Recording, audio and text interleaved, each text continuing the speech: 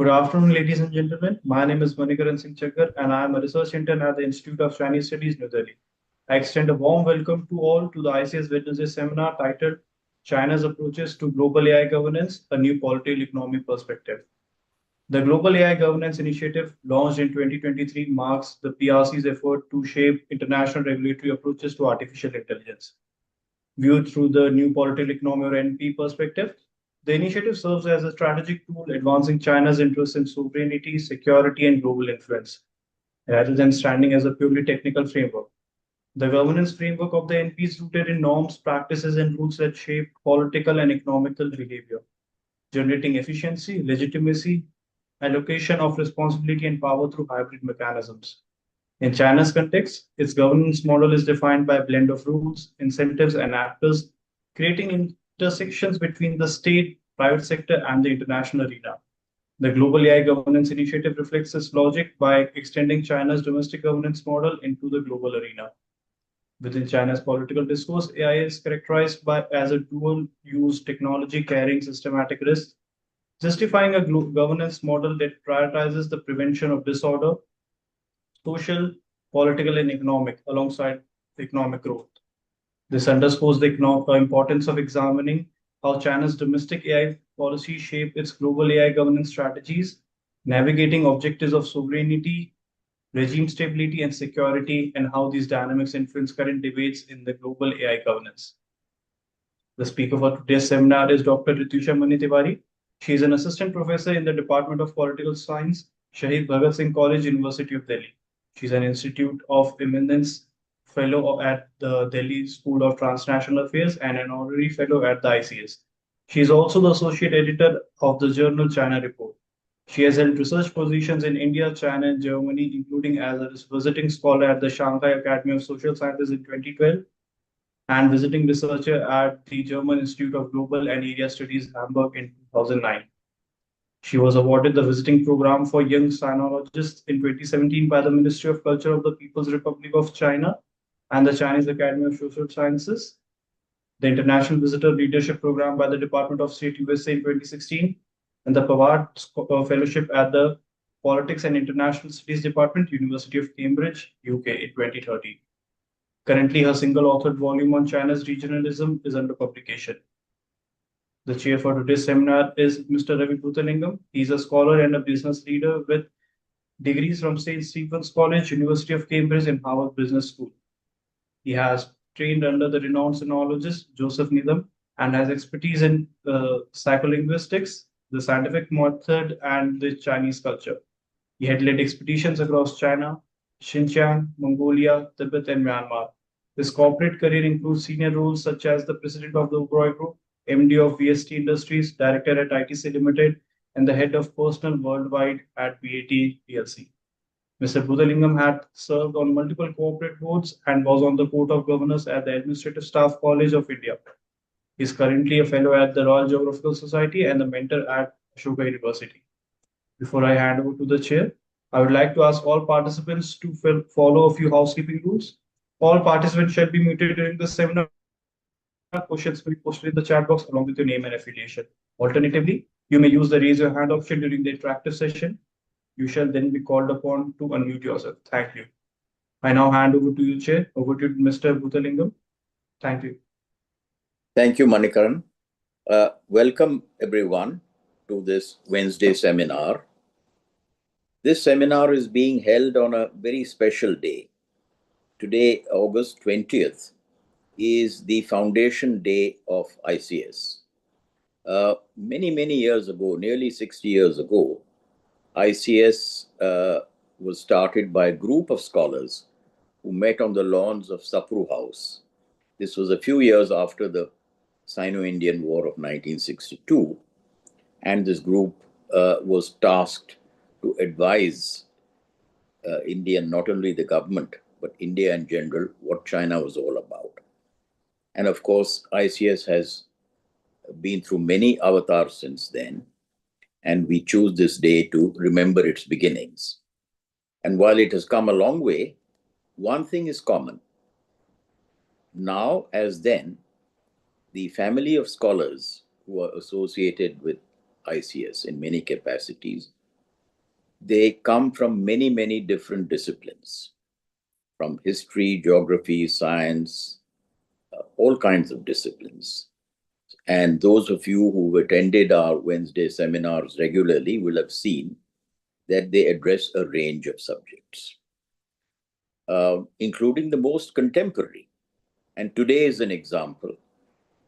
We are delving not only into AI, but China's offering, as it were, to the globe of what its version of AI will be like and what it can offer to the world.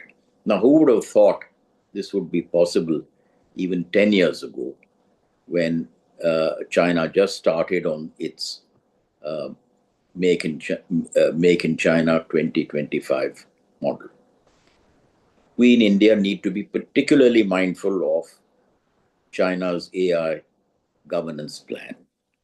Of course, Ritusha is going to go into it in much more detail, but a couple of aspects are important for us to remember as we look at China's model. Firstly, China has offered it to be co-developed, as it were, on a UN platform, along with all other countries who may be interested. So at least in theory, it is supposed to be a co-development. Secondly, China says that this model, though not confined to any part of the globe, is aimed largely at the global south. And in that sense, China aims for it to be relatively cost effective and also to use publicly available information that is non-proprietary, open source information as far as possible. Of course, there are many other aspects to China's model which we will see as Ritusha presents her talk. So I'm sure this is going to be extremely interesting, and I expect not only the presentation to be absolutely scintillating, as is Ritusha's practice, but we will have a very lively discussion after that. Thank you, and over to you now, Ritusha. Thank you, Chair. Thank you for that very encouraging note on which I shall begin.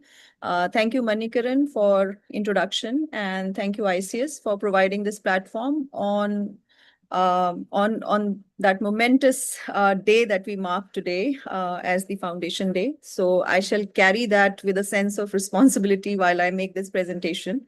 And in that spirit, I would also like to propose that this is a preliminary, musing on how I'm looking at the unfolding scape of AI governance. And in that sense, I'm looking forward to all the questions, all the queries, and also the comments, the set of comments that shall prove, I'm sure, very constructive as I develop this paper in a full-fledged manner.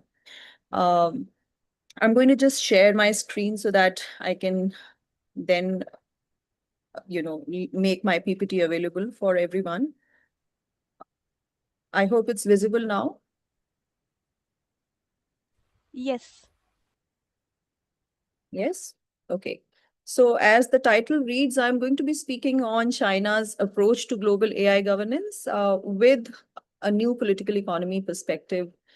And in that, I have basically outlined 3 questions. How does China's domestic AI governance influence its approach to global AI governance?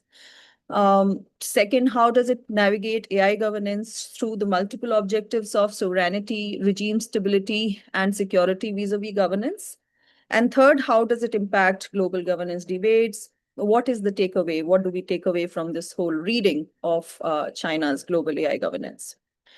So I'm going to introduce some of the facets of new political economy of governance, which shall prove useful in our reading of China's own, vision and practices behind governance, specifically in the AI arena. So the NPE challenges the conventional notion of governance as the exclusive domain of national governments. One of the important aspects of NPE argument is that governance shall be embedded in the norms, practices, and rules that frame the political economic behavior of the states, of economies. And in that sense, the idea of governance or the practice of governance derives its efficiency, legitimacy, and the mechanisms of distribution of responsibilities, of power through various hybrid sets of institutions or mechanisms. And therefore, it highlights that institutions emerge as arenas of power in the NPE approach, and that there is fragmentation of authority in the sense that it acknowledges that the governance that emerges out of these sets of institutions spans local, national, regional, transnational, and private spheres. And next, it also highlights the asymmetry that exists in these various hybrid mechanisms. And final set of idea is that there is a fragmentation of global governance due to multipolarity in the new political economy approach, whereby different powers, example, the US or the EU or China in this case, basically promote competing ideas of governance regimes, leading to institutional pluralism, and therefore what we term as fragmentation in the ideas and visions guiding global governance. And if we bring in China's case here, the idea that gains centrality in the course of governance is that governance should prevent disorder, whether it's social, political, economic, as much as it promotes growth. And so governance in the rationale of China's case study becomes a mix of rules, incentives, and actors with this particular primary emphasis on preventing disorder and maintaining growth. And therefore, there is an indication of overlap between state, private entities, and international arena, even while we have this particular central notion of governance in China. And now in this backdrop, if we look at China's Global AI Governance Initiative, which basically came out in 2023, it utilizes, just a moment. It utilizes the background political discourse in China over AI, where AI is viewed as dual use, system level risk, in terms of a vision document for international rules and norms governing AI, furthering, of course, the central notion that China has of its own in terms of how governance should be utilized.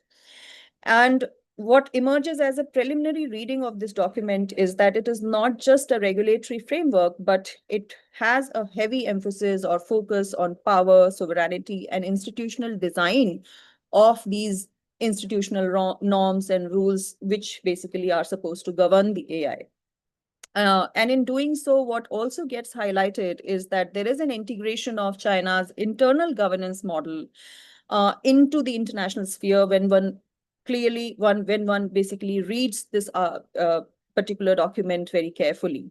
And it appears that this is a very important intervention on the part of China to reorient governance norms to project soft power and basically also to a large extent insulate domestic political logic of maintaining stability. When we look at this GAIGI 2023 document, the core principles which are obvious is the respect for sovereignty. And when we say respect for sovereignty, what I like to propose here is that in this respect for sovereignty, because yes, if we remember the NPE logic of, states are, or the national governments are not the only players in the overall logic of governance. Still, there is the first principle, which is that sovereignty-centered regulations are very much norm of the day. The Cyberspace Administration of China, CAC, basically requires any kind of, generative AI model-related regulations to be pre-approved by itself, the Cyberspace Administration of China. And the vision document as well as the mandate of CAC basically requires the upholding of core socialist values, which is where you bring in that whole set of stability argument where political dissidents or the securitization of user data, all of that is involved and included into this, built in into this set of respect for sovereignty in the sense of protecting the stability as well as security of the state. I'm calling it the security first logic, embedded within the sovereignty regulation. And then we move on to the next set, which is development parity. When we say development parity, there is this idea that different sets of institutions are required for development narrative to be successful, and these sets of institutions include the state organs as well as the private sector players. And in that sense, the state market hybridity argument that emerges, with, of course, certain guidelines and sets of rules, basically, given by the party, that sort of, gives rise to what we study till now as state corporatism, embedding party cells within the private firms to maintain, this uphold the idea of sovereignty, security first, at the same time also involve, the incentive structure, also involve the orientation of these different non-state actors towards development, and this hybridity with party command to a certain extent, even in the tech sector, is very much available in this in this GAIGI initiative of 2023. Some of the technical some of the key features that emerge from these principles, which basically are quite obvious for us to read and infer from the text, is the technical control, where basically there is a multi-tiered pre-deployment model. And if we look at since August 2023, China's interim measures for the management of generative AI services, in terms of regulating public-facing AI or balancing innovation with national security, or bringing to fore the various aspects of AI use for public interest. All of that is built in here with a very clear, perspective of technical control lying in different institutions, but primarily in the with a party oversight. So there is a multi-tiered pre-deployment oversight that is visible in the technical controls. And the second aspect is, of course, the model registration. In the model registration, we see that any use that we have of AI models, it is basically looking at deploying this technical control multi-tiered level in terms of pre-deployment. So, and what shall be the usage of it? The usage of it should be in terms of capacity building for multilateral engagements, in terms of dual usage, as well as engagement with dual regimes. So we look at a sovereignty-centered, security-first governance model in terms of forging a coalition at multilateral level. And here I bring in the argument that earlier the chair was pointing at, the Global South, making a coalition of the Global South, as it were, in terms of institutionalizing multipolarity within the overarching framework of AI governance, which also is able to, in this case, a certain extent, bridge the domestic ideological gap and the overall politics in terms of international rule setting when it comes to AI global governance. And in that sense, when we look at the new political economy perspective on GAIGI, I read it as here, what are institutions? Now, one would say that primarily it appears that, even though, it may appear that there is a new political economy approach to the GAIGI, isn't just, it's just camouflaging the centrality of the party with different sets of institutions which remain within the control of the party.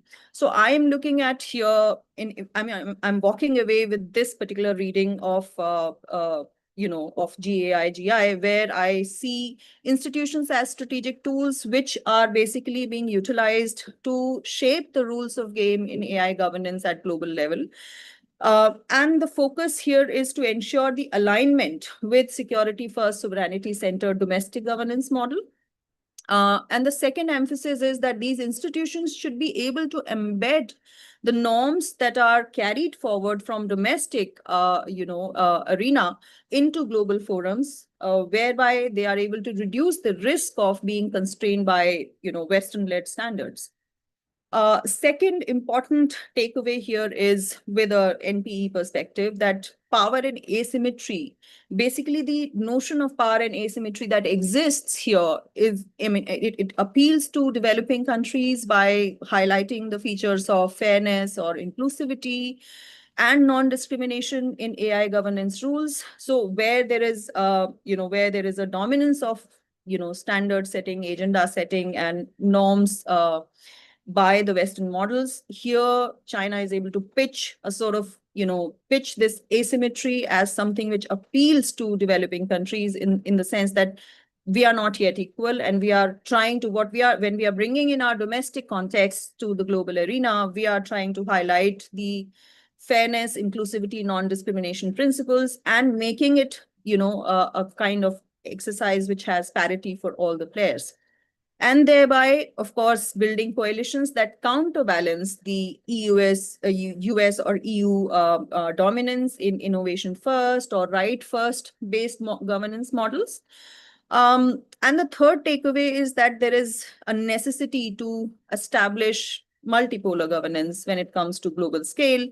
The NPE approach, of course, highlights the institutional pluralism aspect, and GAIGI adds to this, pluralism, thereby making sense of the fragmented global governance landscape, proposing competing rules of, AI governance.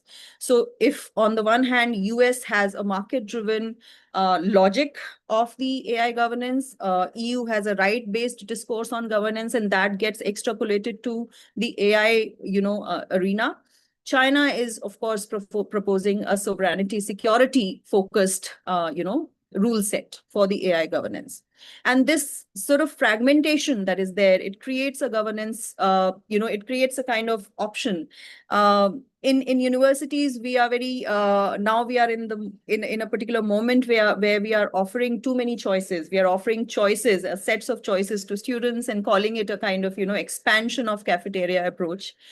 And therefore, I am extrapolating my, experience here in the university setting that you offer choices, you teach 20 courses on a particular thing, and then the viewers or the readers or the takers of those courses have this idea that they can choose the set of governance or the set of,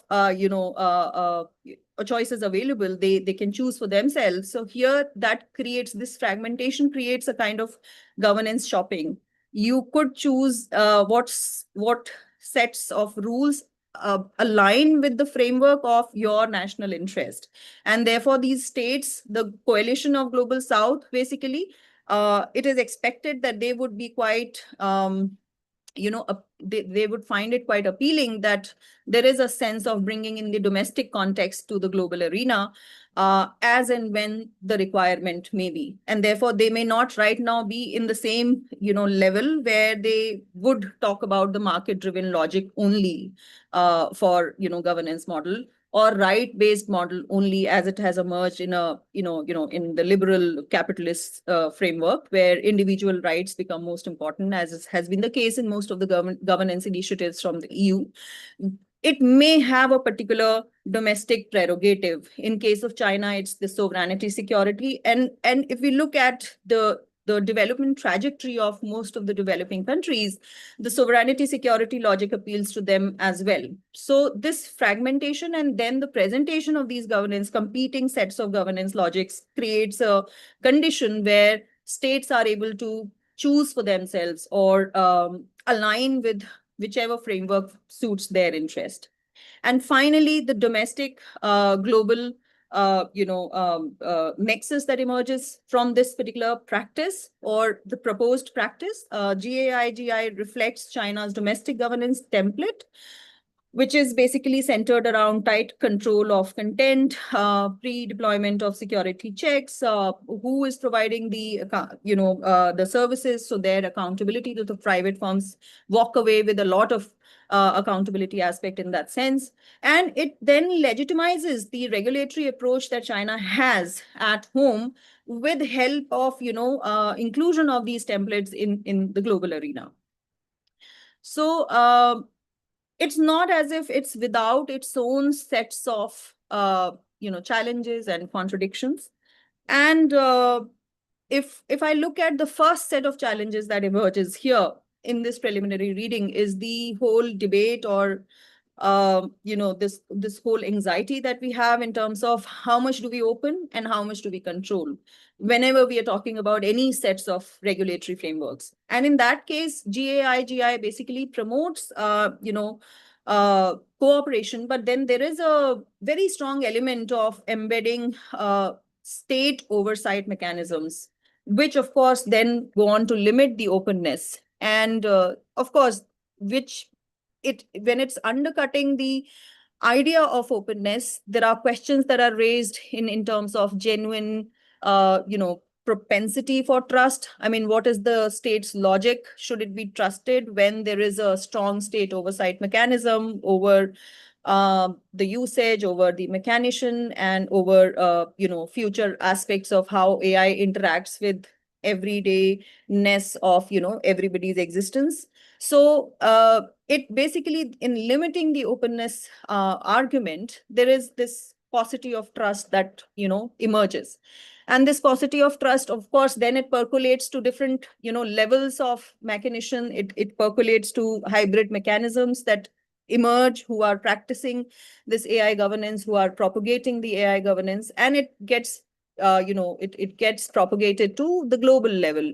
So there is definitely a paucity of genuine international trust that may be emerging when we are confronting this particular first conundrum, which is how much do we open, how much do we control.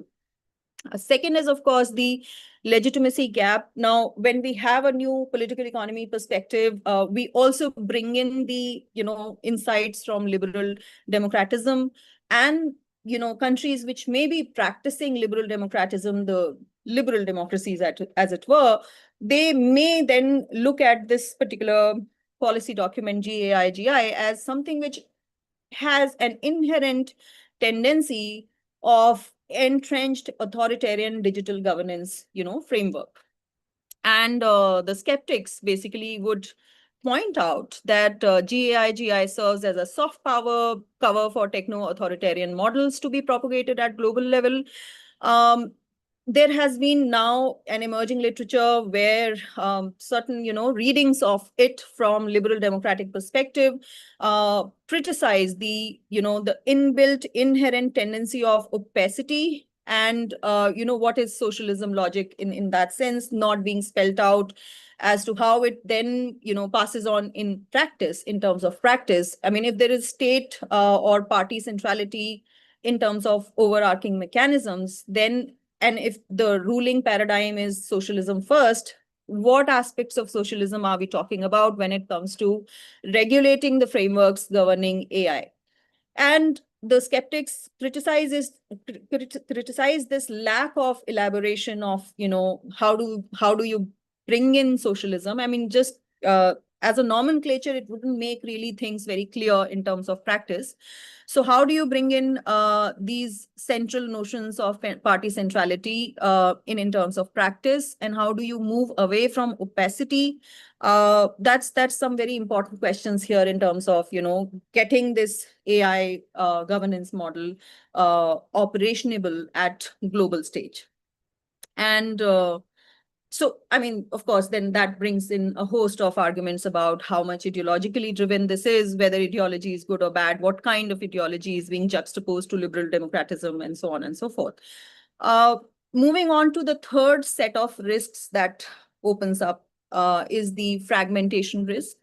Multiple global AI regimes may therefore be hindering the interoperability and contribution, and they may definitely then be contributing to a slow innovation. And when we say that, I mean, the idea here is that competing sets of governance frameworks may create some kind of, very heavy operational, it may create a very heavy operational mechanism, which may not really contribute to a faster pace of innovation, which may actually go on to hinder the movement of AI within this governance framework, from one phase to next. And therefore, it basically, fragmentation means less clarity, slower pace, and multiplicity of governance frameworks may then therefore may actually be very counterproductive when it comes to efficiency aspect of AI governance. And finally, the question that, of course, is asked in most of the liberal democratic capitalist regimes is that, how important is the private sector? Here, because in the GAIGI framework, there is a certain aspect of downplaying corporate-led governance because it's still state-led governance. This basically undercuts that logic of global AI being promoted or driven by private innovation in the context of the other, power players. So when you have the Western liberal democratic economies focusing on a larger role for private sector, how do we juxtapose it and balance it with this narrative of state-led governance? And that creates a challenge in itself. So in terms of conclusion, if I were to elaborate on the first set of my conclusion, which is that when we apply a new political economy perspective, China's global AI governance initiative is less about neutral technical regulation, and it is more about restructuring global governance. And it reflects a bid for sovereignty, security logic, aligning it with multipolarity, whereby, the domestic compulsions of security, sovereignty of developing economies is appealed to. And therefore, we have this whole, this narrative that bringing in the domestic to the global arena is good. And AI in this sense emerges as a, as a more secure, as a more reliable, as a more controllable, equitable force. So the ethics, ethics conundrum that is being associated with AI, the usage of AI in many of the arenas, is also being, in a sense, there is an attempt to respond to that as well, whereby, it's not just the exclusive groups amongst the private players who have access to AI development, but it is actually by bringing it within the state corporatism logic, the reliability, controllability, equitability, and security of AI and AI development that may actually block, the access of general public, to AI may get answered here. So that's the set of assumptions with which the global AI governance initiative is being unfolded here. And therefore, of course, it's a normative framework as much as it's a strategic instrument. There is also an inbuilt idea that, whenever there is a global governance initiative, there needs to be a kind of consensus. There is a centrality that needs to be accorded to multilateral governance, organizations. So here, the UN-centered governance initiative or the institutions are being appealed to. There is also an appeal to, appeal for support from developing countries through capacity building. These initiatives being inbuilt in their own domestic AI governance models, and China's contribution in that. And of course, there's an alignment that is sought from international AI governance models with some of the domestic priorities that China underlines here. There is, of course, an immense appeal that is being inbuilt here in terms of how it speaks to the global south, the countries of global south, and how it is able to propose a set of challenging, standard setting, the challenges that the global south would like to put forward in terms of standard setting, in terms of regulation control frameworks, which basically is able to displace Western dominance to a certain extent. It's able to bring in parity and inclusivity and so on and so forth, the principles that one is basically building it around. And here, of course, this document helps China position itself as, therefore, the rule maker in the contested political economy of global AI governance. And in 2024, China pushed a UN General Assembly resolution calling for AI capacity building and global South engagement in AI regulatory frameworks. And this was basically adopted unanimously in the East Asian Forum earlier. And in 2024 itself, in the Shanghai Declaration, there was a brief but reinforced inclusive global cooperation and AI safety, module within the East Asia Forum. So whether it has found some appeal in the larger context is, of course, something which is right now unfolding, but it looks like something which is gaining momentum. And when we read GAIGI through an NPE lens, as an additional insight, I would like to say that the strategic use of AI governance model as something which propels the idea of or sells the idea of domestic governance as something viable at the global level, it definitely cements the position that China is trying to propose for itself as a normative standard setter or a rule maker in the global arena. And in this case, of course, the political economy of global AI governance is what is at stake. I'm going to stop here and I'm going to invite comments because I have some certain other arguments which I would like to bring in only when there is a question around that. As I said in the beginning, it's still something which is very preliminary, and I'm hoping to gather a good set of comments here so that, when I'm writing the actual paper, it's more, it engages more constructively with the arguments that I find here for or against what I have proposed. Thank you, Chair. Thank you, Ritusha. That was a really fascinating presentation, and well within your assigned time, you managed to lay out the framework of something which is really quite complicated to grasp in a short period of time. So while more questions come up on the screen, and so far I cannot see any question nor a raised hand. So let me start with a question to you, Ritusha, and then we can take the rest. I'm taking up the last point where you talked about China as a rule maker and so on.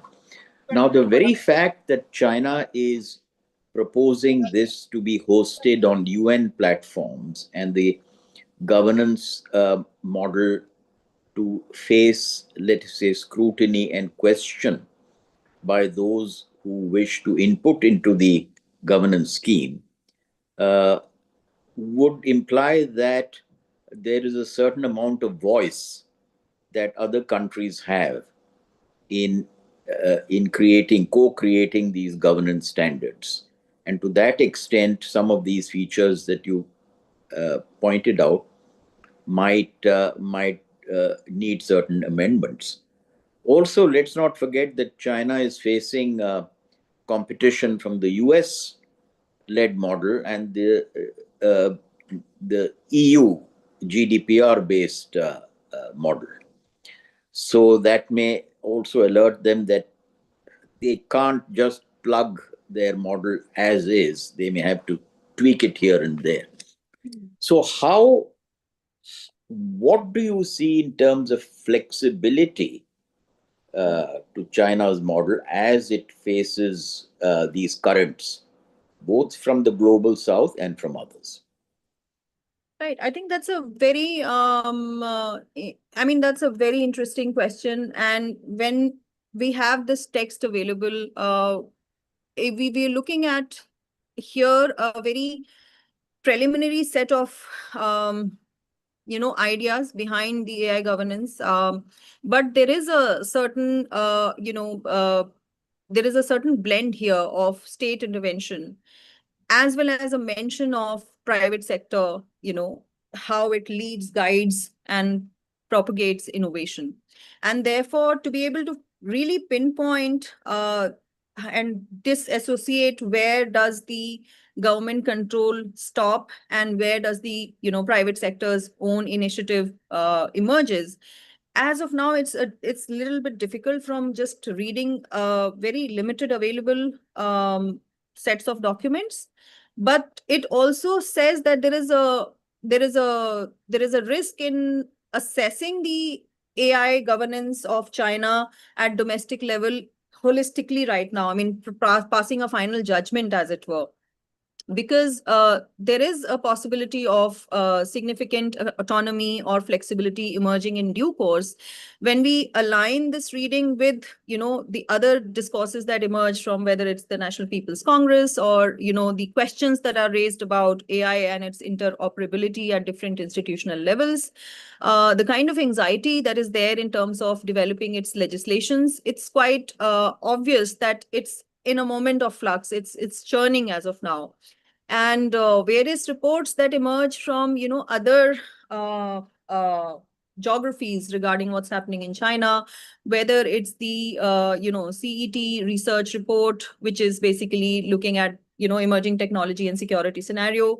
So when these different kind of think tanks, when they are assessing, they are examining the evolving ecosystem in terms of what is the layout between the state, the private sector, the different pressure points, including the policy think tanks, academia, etc., within China, in shaping the context and the strategic position of China on AI competition at the global level, and therefore its own approach. So the approach that China's domestic sets of standardization tools and protocol tools may have will depend a lot also on how much competition it's facing, what kind of competition it's facing, where it's standing in terms of AI competition at the global level. And therefore, how much leeway can it give to the private players? How much needs to be given? The key, questions that the political leadership is right now looking on AI is what kind of technologies will enable, achieving that goal of strategic global dominance. So, and in those particular key sets of technologies, the critical technologies, as it were, what would be the percentage when you are blending state intervention with private sector innovation?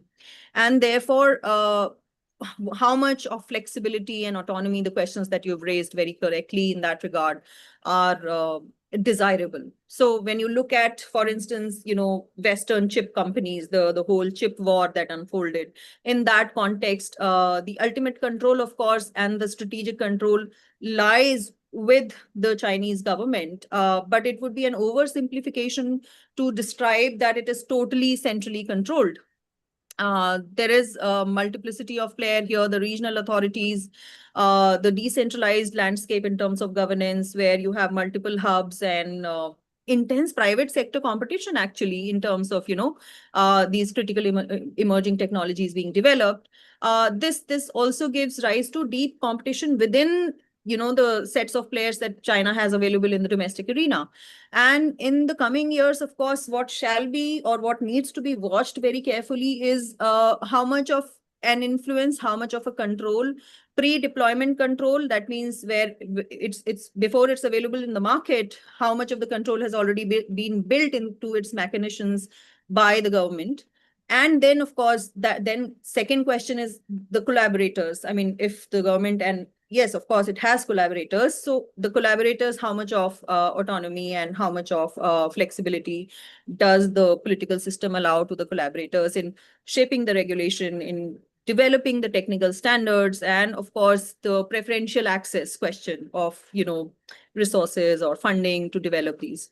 So the regulatory model in terms of AI is evolving incrementally. It's evolving in a manner where they are moving towards a more coherent, visible set of AI legislations. But as of now, the governance responsibilities in China, they are, of course, they have a strong element of state control, but they are being now dispersed across multiple organizations within the government, as well as, if you look at the February 2025 China AI Safety and Development Association, this particular organization has become the very important aspect. It's become the nodal, organization, consolidating the existing institutions which were working for, developing AI frameworks. But it's still, of course, it gets controlled now by, it is controlled by the party. It is controlled. It has a very strong element of, state control. So there is a pull and push factor. I mean, when I'm reading these different aspects, the different news emanating from China in terms of AI regulatory model and how it's emerging, I think what I can walk away with is the controllable AI. I mean, AI is important. It needs to be, there are many aspects of it which need autonomy and flexibility by the collaborating partners and players, but there also needs to be an element of controllable AI. So that's a concept that I'll right now work with. So I don't know if I've answered your question, but thank you so much. Thank you, Rityusha. I think this reminds me of the joke about the irresistible force meeting an immovable object. So something, China being control oriented, but this new animal that is AI, reflexively, I think, lends itself to many avatars. So it's going to be very interesting to watch. Meanwhile, there are a number of very interesting questions that have come up in the chat box. Manikaran, could you start in order? Yes. Take from Mr. Mohanty onwards. The first question is from Shreyansh Mohanty. He is a research assistant here at ICS. He asks, how does China leverage its AI governance initiative to advance its economic interests, such as promoting Chinese tech firms in the global markets or securing access to critical AI resources like data and semiconductors? Right. So I think within the scope of this paper, if I want to answer this question, I shall be looking at it from the perspective that, how there is, when you're trying to say that there is a hybridity of institutions, hybridity of players, and also, a multiverse of who all shall play with AI.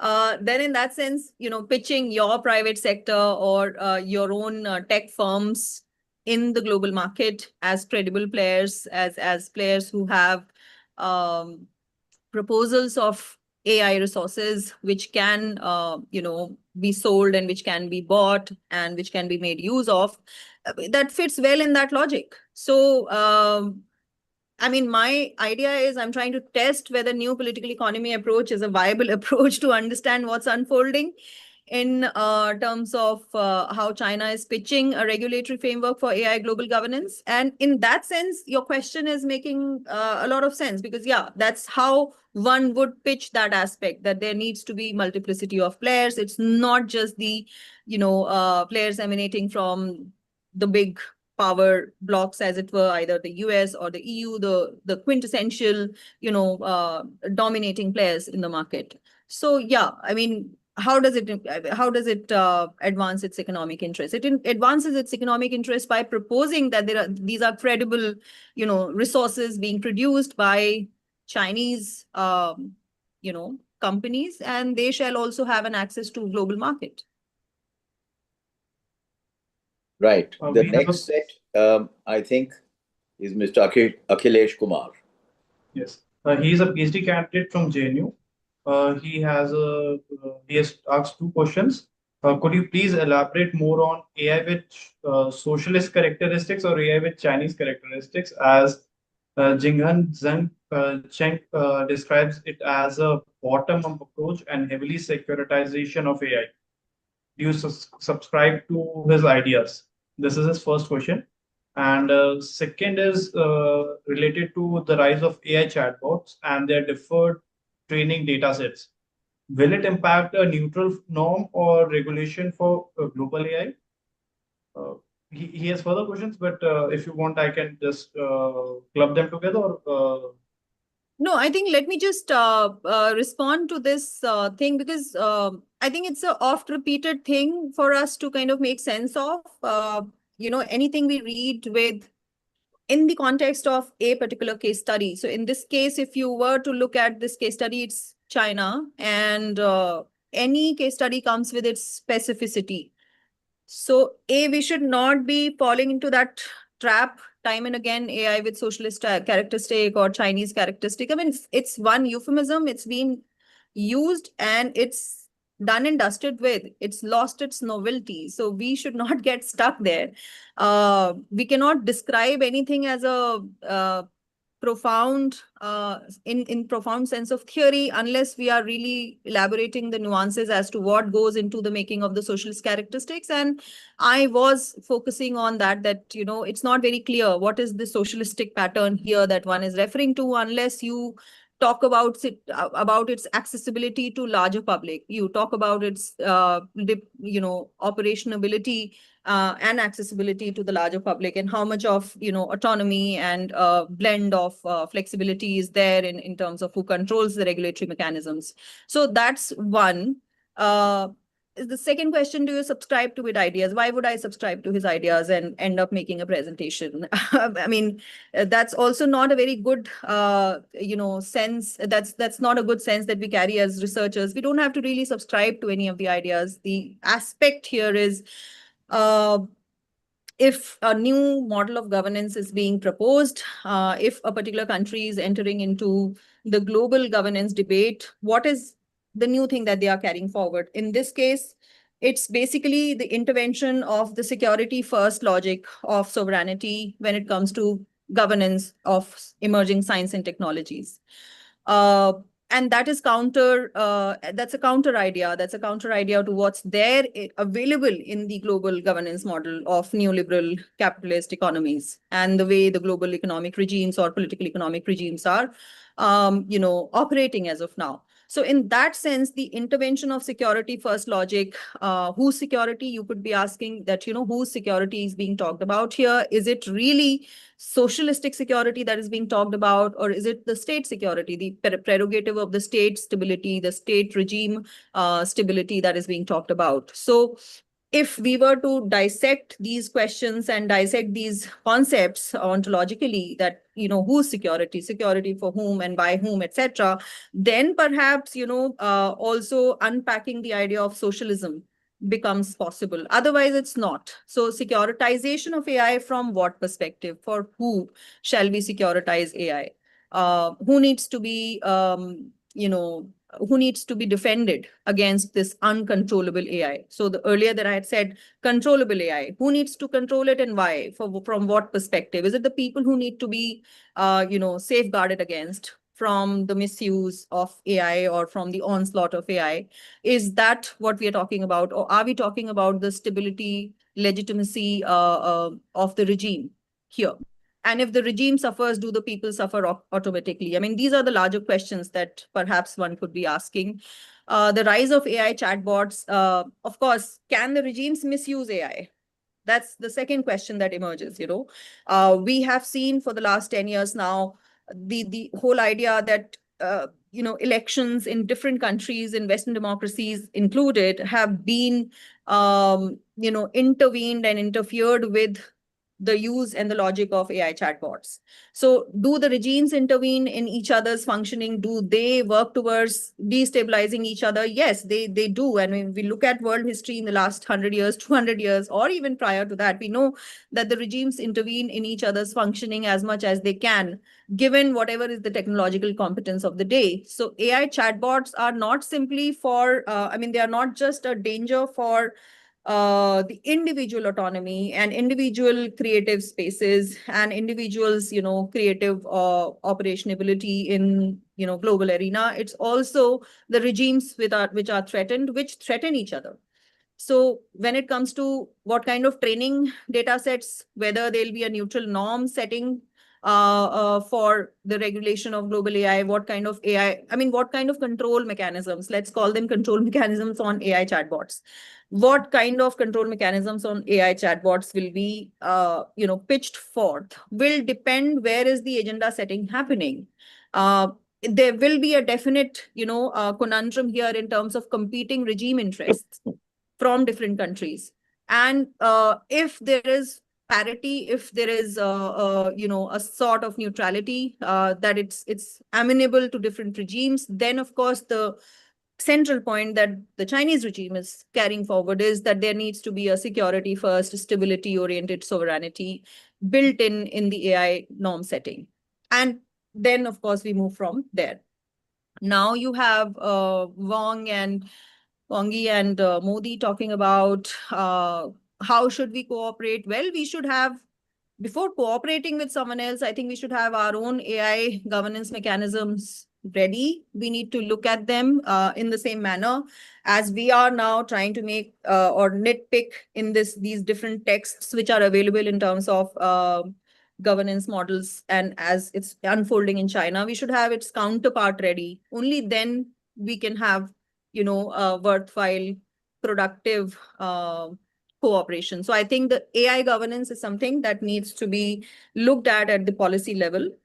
And, then different aspects and facets of the domains within AI that we could be collaborating upon, we could be cooperating on, and we could also be safeguarding, from over interference or overreaches of any other regime's AI governance model on us would be clear. I think that makes for most of my answer to different questions that Akhilesh has used. Yeah. There are two more questions from Sachin Chaudhary and two more questions from Mr. Rabbai after that. So you will have to see how you answer them, Ritusha, keeping an eye on time. Yes, it's 4 o'clock, right? So we wrap up 4:30. We've got 20 minutes. At least 20. If there are more questions, we can extend. Right. I'll first start with Professor Malekar. The basic question he asked is who owns and manipulates data? And the second one is how to protect Indian interests, I guess, in the larger framework of this whole seminar. Okay, so as I think I have partially responded to that question. As of now, when we're looking at the data control, when we look at digital, governance models emerging in the liberal democratic multi-institutional, plural institutional settings in the Western cohort, for instance, it's the big companies who owns and who can therefore also manipulate data. Whether those companies are totally free from the control mechanisms of the state, the state market mechanisms or the state market confluence, it's not something which is cut and dried in each case. So can the data be manipulated and used or owned by the state, say in the US, for instance? In many instances, yes. There are emerging technologies which basically counter each other, and it's possible to use them for many purposes, right? So within the AI, there is such a huge expanse of technologies and technical tools available that they could be having multiple owners. There's a pattern of multiple ownership that is emerging. And therefore, the manipulation of data that may happen at different various levels. And so who owns the data? That's interesting. Now, in case of China, who owns the data and who manipulates the data? Of course, the ownership and therefore the largest possibility of manipulation also happens when there is a larger state control. So it happens at the behest of the state. And are the private companies also owning data? Yes, they are owning data. And that data is also owned by, so there are at least, dual, if not multiple ownerships of data in most of the cases around the world. And then how do we protect Indian interests? Now, again, as I said, the Indian interest, again, is multiple levels that we need to look at. Are we talking about private autonomy? Are we talking about individuals' autonomy? Are we talking about, state secret kind of a scenario where, certain important, crucial data at the level of governance needs to be protected against? And in that sense, what I said, that our own AI governance model needs to be elaborated upon. We need to have greater clarity in AI regulation and governance tools. And again, as is the case with most of the countries in developing South or developing world, it's something which is emerging. It's not yet a complete process. It's not a complete process either in the case of Western economies, but here, if we look at it, it's still in a very nascent state. So how do we protect Indian interest? I think the privacy and the usage of surveillance and therefore also the control of data. These are very important questions. And as of now, we are in a very, very preliminary state where these questions haven't really been responded to in great details in the case of India. So when it comes to our negotiating capacity with the rest of the, counterparts in the global arena, not just China, but any other country, it's not very clear what we will be pitching as our set of interests because we've not done the homework in the domestic level. That's all that I can say as of now. Let's go to We have- Mr. Sachin Chaudhary. Yeah. Yes, sir. Sachin Chaudhary is a BA Political Science honors student from DU. He asks, looking ahead in the next 5 years, do you expect a unified global AI governance regime like climate agreement, 2015 climate agreement, or a fragmented landscape with multiple competing standards? Where do you think China will place itself in this spectrum? This is his first question. Second is, many countries worry that strict regulation slows innovation, while lax regulation risk misuse. From China's governance approach discussed at the NPC, do you think Beijing is more likely to prioritize state control and security over global compatibility in AI norms? These are his two questions. Yeah, I think in response to the first question, whether it's possible to have a unified global AI governance regime, I don't think that's possible. Forget about global AI. In the governance regimes in different domains, do we have a unified approach at the global level? We don't. And if there is a, national, organization, almost supranational organization like the UN, is it able to effectively intervene or pitch its global governance sets as something to be followed in true letter and spirit? Is it able to do that? In most of the cases, no. There is always a challenge. So to say that global AI regime, governance regime could emerge, I would say no, that's impossible. Whether in the fragmented landscape that exists as of now and the fragmented landscape that is going to exist even beyond, today, in the coming years, in the coming decades, what kind of, particular sets of regulations China will walk with and will try to have a coalition around. I think that's where I have tried to put my paper. I think that bringing in certain extremely important imperatives from their own domestic global governance setup, they try to pitch them as likable, desirable, appealing, prerogatives for rest of the coalition of global South countries to walk with.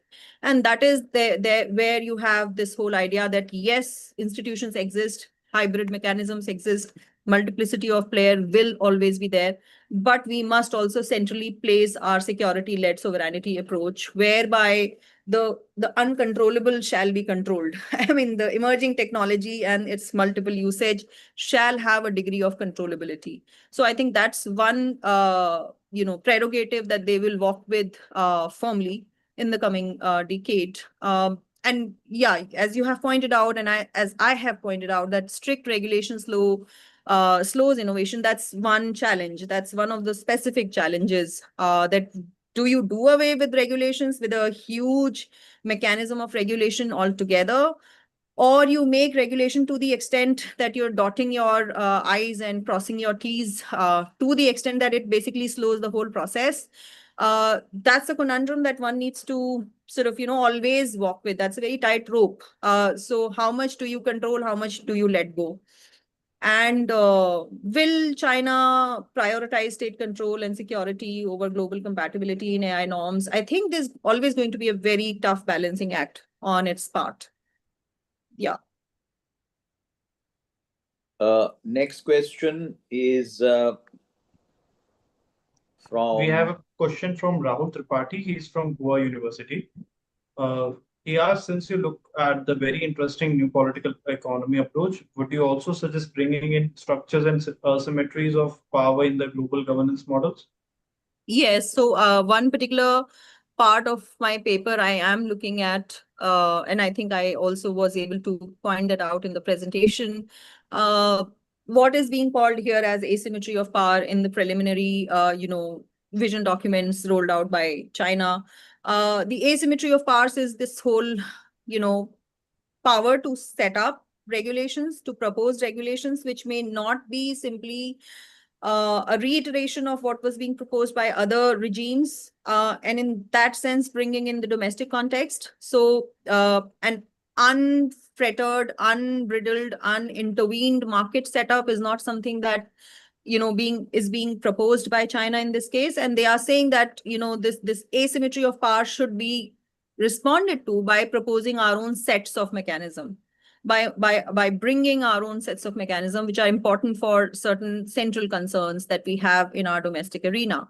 And so bring in structures that would be most interesting. I mean, the asymmetry of power is somewhat being responded to, but whether counter structures or multiple structures can be built in. I think in the question answer session earlier, I pointed out that there is an approach, there is a attempt that these governance initiatives don't remain only at the level of ideas, but there are credible mechanisms that are built in at regional level, at global level, if you will. And some of the developments of last 2 years, after this proposal has been made public, after this initiative has been made, has come to public domain, they've been consistent, approaches and attempts by the Chinese government to basically build in a larger AI ecosystem around itself at the regional level, at least, if not at the global arena. Though now they have tried, they have brought the whole debate to the UN, and whether viable, credible, durable structures will emerge, that's again something to be keenly looked at. But thank you so much for the question. Yeah. Mr. Nitin Talwar is next. Nitin Talwar from IEF. He says, my viewpoint is that AI can loosely be considered as a natural response which all states are free to exploit.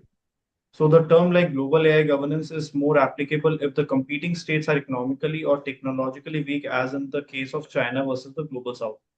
But in case of India or similar developing states versus China, I think use of terms like global AI dominance, not governance, is more applicable. He asked for your comments on this.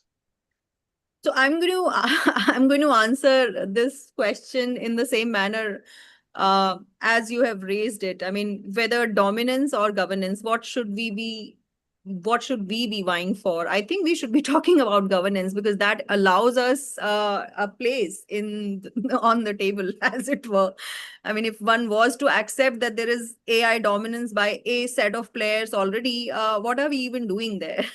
We then become the recipient of those, norms and regulations that they set up for us. But if we use a terminology like governance, it's possible for us to have a piece of the cake, because we are not talking about dominance in any day soon in the coming future.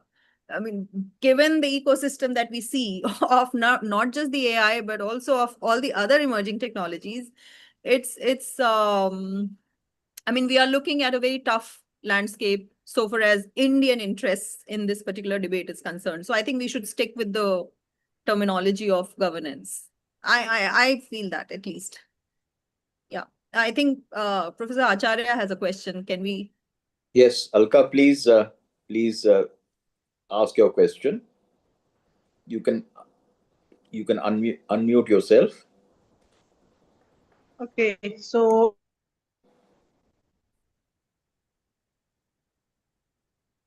So that was time. Hello, can you hear me? Yes. Yes, yes. Okay. All right. So very briefly, I would my sort of interest is generated from your opening kind of gambit, as it were, that AI is obviously the arena for the future struggles and contestations. And then you made this very interesting distinction between the three major players here, which is the US and its strong focus on norms, and then the Europeans with their stress on rule making, and China, which is more of the sovereignty, securitization kind of perspectives. And I wonder whether this is a useful way to make a distinction, because I would see this as being a part of the perspectives and conceptual frameworks of these three major players who are at the moment leading AI. So I would like you to dwell on the fact that, I mean, China would be equally interested in rules. I mean, that's what they are constantly, the kind of position they are taking in multilateral organizations, that, rules have to be followed and upheld. Similarly, I guess they would also say that certain norms have to be evolved. So, what kind of norms, what kind of rules? Because I would guess security would be of a equal concern all around. So, just kind of a comment, come question. So should I take question from Professor Mohanty as well? I've noted this question. Am I audible? Yes, yeah, Yes. you're audible. Sir, how do you want me to go? Should we take Professor Mohanty's question as well? Why don't you answer, Alka? Then Okay. we've got All right. So, Bhavna. We've yeah. got I'm going to get back to my presentation. Where I had said that there is power in asymmetry, the question that was raised by Professor Rahul also earlier. In this context of power and asymmetry, the coalitions that are being built or that are being appealed to by China by proposing this particular regulation, it is proposing a competing rule set. I mean, I did not say that, it's not interested in rule making. And for the three examples that I gave, competing rule sets, first is the US, which is market driven, because the very central focus of how any governance model works in these liberal capitalist economies is the idea and the centrality of unfettered market. So the less you intervene in the market, the better the governance is considered to be. So the market-driven, approach of governance models in the US. How much of the intervention of the government is desirable? Again, that depends, and there is a proliferation of, ideas there as well. I mean, if you look at it as just one example, the neoclassical institutional political economy models proposed by different scholars through the 60s, 70s, 80s, they landed up winning the Nobel economics, the Nobel Prize for economics. So there is a preponderance over neoclassical institutional market-driven logic of the governance models in the US. Now for EU, I said that they are quite interested. They have been quite interested, and they've been focusing very heavily on right-based models. And these right-based models are basically emanating from that debate of methodological individualism, whereby in no instance shall the individual's right to so-and-so be interfered upon. It's not simply the market mechanism, but the heavy emphasis is on rights. Now, the third one that I'm trying to bring in this picture is China's proposed sovereignty, security, stability model, where rules become extremely important. So it's not as if rules are not important for any of these competing, governance models, but how much of an importance is given to who bears the rules and who practices these rules, who benefits from these rules, is perhaps different in these different models. And this could be seen as one of the asymmetrical features in itself. I mean, that's what I was trying to propose here. But yeah, your question is interesting that, and combining your question with Professor Rahul's, that how do we define power and asymmetry in this new political economy perspective, that itself could be elaborated upon quite a lot when I'm looking at the paper. Maybe that can actually be an independent paper, as it were. Thank you so much. So let's go to Professor Mohanty. Manu, please ask your question. Thank you. It's also about asymmetry of power. Yes. Um, you see, new political economy particularly, and political economy in general, takes asymmetry or levels of inequalities, multiple levels of inequalities as a central point of tackling change and reorganization, transformation, etc. Now, in this case, you have a high investment, very, very high investment technology and industry, which is still monopolized by a few private players and just these three main actors, US, EU, China. Others are coming up, but here the global political economy as a transformational process of reducing inequalities, that concern is still very minor. Here, asymmetry means asymmetry between China and US, or, in a very vague way, the global South and US or EU, and so on. And that is one level, but when you combine it with domestic governance, as you have already emphasized, then, this whole model is making the service available and opportunity to participate in AI development available to the masses, let us say, but is not intervening in the increasing inequities of various kinds of power, status, influence, various kinds of inequities. Therefore, this is yet another arena where a futuristic economy, driven by AI, is not addressing the central issue of new political economy. Your comment? I agree. I totally agree. So as a critique of that, as a critique of what different set of protocols and standardization China is proposing, one could look at how beneficial is it really for democratizing the governance norms, as it were, in true spirit and fashion, for not just the states but the constituent elements of the state, the people.